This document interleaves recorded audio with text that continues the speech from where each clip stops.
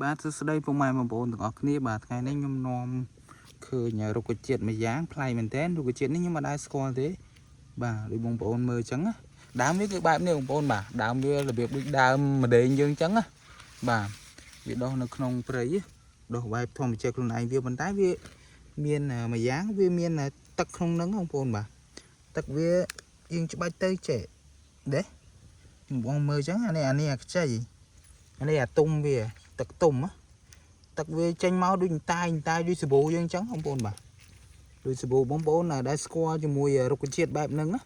កុំភ្លេចជួយ comment ក្រោមវីដេអូមួយផងនៅឈ្មោះវាឈ្មោះអ្វីអញ្ចឹងណាខ្ញុំចង់ដឹងដែរខ្ញុំមិនដែលស្គាល់ណាបាទដូចបងប្អូនមើលអញ្ចឹងបាទនេះទឹកវាឃើញទេបាទទឹកវារបៀបមើលទៅដូចម្នាស់អញ្ចឹងបងប្អូនបាទប៉ុន្តែមិនមែនម្នាស់ទេបាទគឺដើមវាបែបនេះ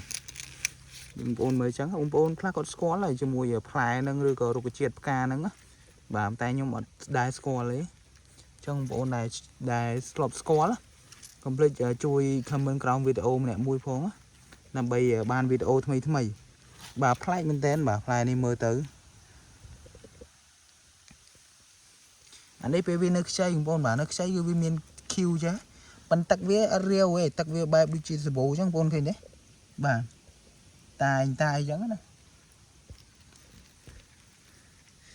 ដឹងគេហូបកើតអត់ទេផ្លែនេះមើលទៅបងប្អូនបាទខ្ញុំឃើញតំណងខ្ញុំក៏ថតចែកជូនពុកម៉ែបងប្អូនណាបាទ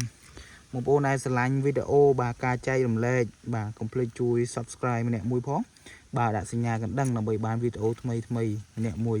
បាទឥឡូវខ្ញុំធ្វើការហែកជាមួយខ្ញុំហែកណា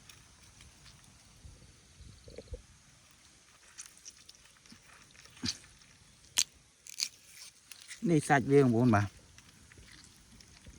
ទឹកល្អិលបងប្អូនបាទទឹកវាបាទល្អិលបែបនេះ